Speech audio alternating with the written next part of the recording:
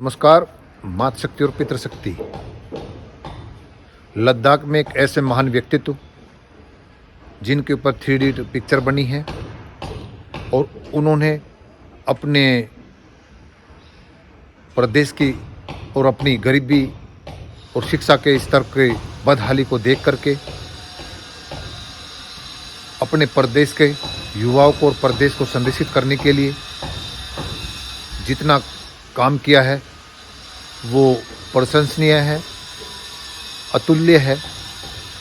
ऐसे व्यक्तित्व को आज सरकार के नीति और नियत में भेद के कारण हड़ताल पर बैठना पड़ा हो और उनको 26 जनवरी के दिन, जिस दिन हमारे देश में गणतंत्र दिवस यानी संविधान लागू हुआ, उसी दिन उस संविधान की धज्जियां उड़ाते हुए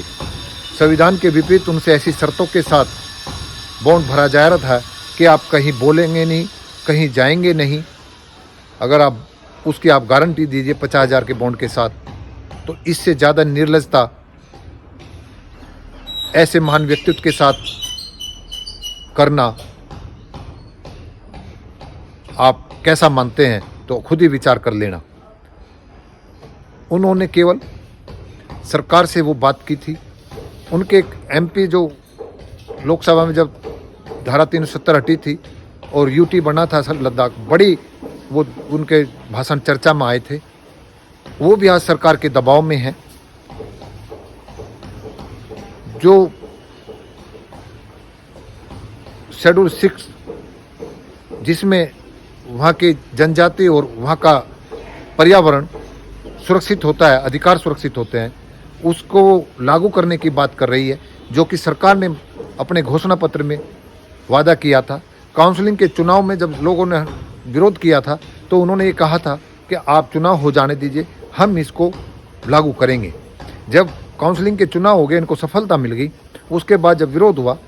तो ये लोग, इनके प्रतिनिधिमंडल जब दिल्ली बुलाए गए मिले तो उन्होंने वही बात करी जो किसान आंदोलन में की थी। उन्होंने भी जब घोषणा पत्र में जो बात की थी, किसान कहते थे कि आपने MSP खरीद गारंटी कानून की बात की थी, आपने स्वामीनाथन रिपोर्ट लगाने की लागू करने की बात की थी, आप पहले उन पर करिए। तो ये कहते थे उनको छोड़ करके आप नए कानून में क्या संशोधन चाहते हैं, किसान कानून में, उस पर बात करिए। सेम वही भाषा इनसे बोली इन्होंने कि आप वो धारा जो इनको संरक्षित करने वाली है उसको छोड़ करके अन्य बात करिए। तो वो बात निरर्थक हुई और उसके खिलाफ जब आवाज़ सोनम वांगचुक जैसे महान व्यक्तित्व ने उठाई तो उनको अघोषित हाउस अरेस्ट किया और एक धार्मिक स्थल पर जबरदस्ती कूद करके वहाँ से उनके साथ एक अपराधियों की तरह व्यवहार करके बंद किया गया, घर में मतलब नज़रबंद किया गया। लेकिन वो उस पे एक सार्वजनिक स्थान पर भूख हड़ताल तो नहीं, धरने पर बैठे हैं और मेन स्ट्रीम मीडिया उसको नहीं दिखा रहा है। तो मैं इसलिए आज बोल रहा हूँ कि आप सोशल मीडिया पर कैसे भी उनको जानने का प्रयास करिए कि उन्होंने अपने प्रदेश के लिए, अपने प्रदेश की युवा शक्ति के लिए क्या किया है। तो आपको मैं थोड़ा सा बताऊं, वो 9 साल की उम्र में पढ़ना उन्होंने शुरू किया, गरीब घर से थे, हायर एजुकेशन में मैकेनिकल इंजीनियरिंग करते हुए अपनी शिक्षा का खर्चा खुद ट्यूशन पढ़ा करके उन्होंने वहन किया है। और उस दौरान उन्होंने ये समझा है कि जब शिक्षा पास करके जो बच्चे उनके साथ के देश विदेश में बढ़िया पैकेज पर जाए और धन यश कीर्ति का उन्होंने अपने परिवार का गौरव बढ़ाने का वो किया, तो उस लालच और उस प्रभाव को और चमक दमक को छोड़ करके उन्होंने अपने प्रदेश के स्कूलिंग शिक्षा में 95% फेल होने बच्चों को चिंता सताई। तो उन्होंने उन बच्चों को जो ऐसा फेल हो रहे थे उनका स्तर सुधारने के लिए जो सरकारी स्कूल हैं उनमें सरकारी शिक्षकों के साथ लग करके प्रयासों से धीरे धीरे पहले 55% उनका पासिंग रिजल्ट लाए, फिर 75% पासिंग रिजल्ट लाए। जो बाकी 25% बचे हुए थे उनको उन्होंने अपने संस्थान बनाया और उसमें यही शर्त थी कि जो फेल बच्चे होंगे उनको मैं शिक्षित करूँगा। और उस शिक्षित करने में उन्होंने वॉलंटियर और देश विदेश से बच्चे आए। पहले तो उन्होंने खुद ही शुरुआत करी और वे बच्चे अच्छे लेखक, अच्छे विद्वान, अच्छे पत्रकार, अच्छे राजनीतिज्ञ, अच्छे और अन्य क्षेत्रों में जाकर के सामाजिक क्षेत्रों में वे अपने परिवार का और लद्दाख का गौरव बढ़ा रहे हैं। यानी उन्होंने अपने प्रदेश की अशिक्षा को दूर किया, अपने प्रदेश की आर्थिक और सामाजिक स्थिति को और बौद्धिक विकास के लिए अपनी युवा शक्ति को पथभ्रष्ट और होने से रोका, और उस प्रदेश के पर्यावरण को सुरक्षित करने के लिए आपने 3D में सारा चीज़ देख लिया होगा। तो ऐसा करने वाले व्यक्ति को भी भूख हड़ताल पर बैठना पड़ा हो और सरकार ये कहती हो कि जो हमने वादे किए उसे आप छोड़िए, अन्य बात करिए। तो सेम किसानों के साथ भी ऐसे ही किया था और यहाँ तक भी कहा उनको, किसानों को, तो ये अपमान हुआ। मैं मानता हूँ कि पूरी सरकार ने भी किसान मजदूर और छोटे असंगठित क्षेत्रों पर इतना ध्यान नहीं दिया और किए वादों से मुकरी है, लेकिन उन्होंने वादे मुकरने पर उनको जेल भेजा होगा, अवॉइड किया होगा, लेकिन उनको राष्ट्र के गद्दार, विदेश के फंडिंग से सरकार के खिलाफ चलाने वाले आंदोलनकारी हैं, चंद मुट्ठी भर हैं, चंद जातियों के हैं, चंद क्षेत्रों के हैं, ऐसे अपमान नहीं करे थे। और यहाँ तक भी कहा कि उस किसान को, जिसे अन्नदाता कहते हैं, कि वो कहे का अन्नदाता है, पैसे लेता है तो हम अन्न खाते हैं, मुफ्त में थोड़ी दे रहा है किसान हमको। ऐसे उनके बच्चे जो सेना में हैं, देश की सुरक्षा में शहीद हो रहे हैं, तब त्याग कर रहे हैं, उनके लिए कहा कि वे सीमा पर पड़े हैं या मर रहे हैं तो वे पैसा लेते हैं, मुफ्त में जान नहीं दे रहे हैं। तो ऐसा अपमान आप विचार करना, किसी सरकार ने, किसी नेता ने आज से पहले कहा हो इस सरकार के अलावा, तो ऐसा घोर अपमान करने वाली स्थिति इस सरकार की है। और अपनी नाकामियों को, बढ़ती बेरोजगारी को, महंगाई को और बदहाली को, गरीबी को छुपाने के लिए जो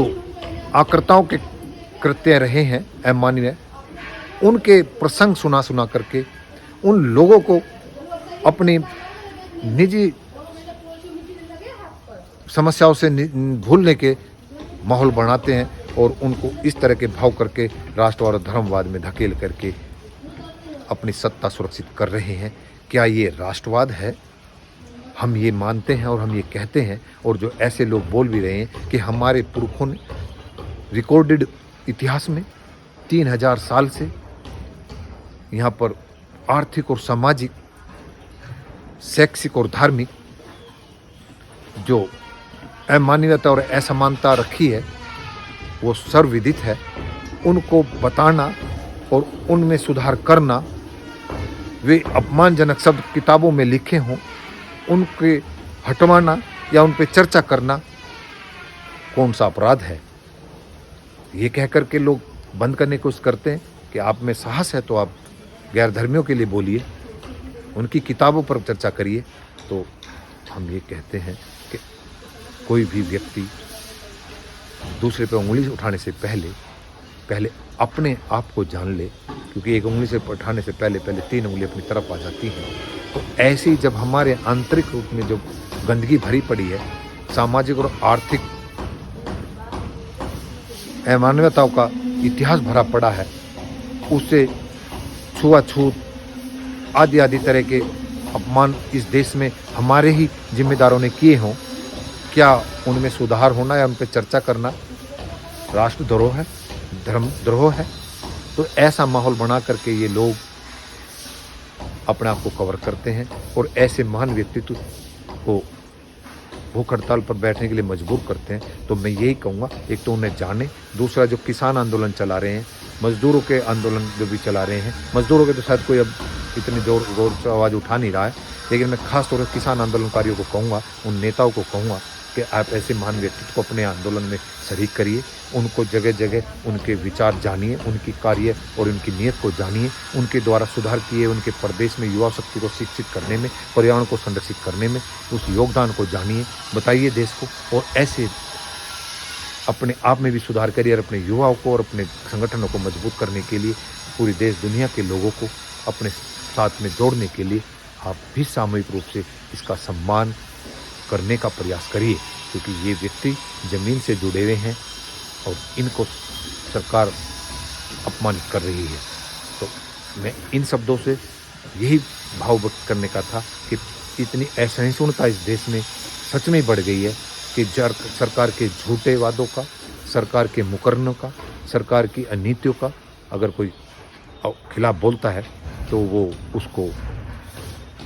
देश का ही गद्दार बता देते हैं। क्या संविधान में बोलने का, चलने का, ठहरने का जो लिखित है कि लिंग भेद, धर्म भेद, जाति भेद, क्षेत्र भेद और भाषा भेद को से ऊपर उठ करके सभी लोगों को स्वतंत्र रूप से अपनी बात कहने का, अपनी बात कहीं भी रखने का अधिकार है, क्या उससे सरकार वंचित नहीं कर रही है? तो इस पर आप पुनः विचार कर लें और इन छोटी छोटी बातों से, धर्मांतर से बाहर निकल करके इस राष्ट्रवाद और मानवतावाद पर सोनू वांगचुक को जरूर सुने। नमस्कार।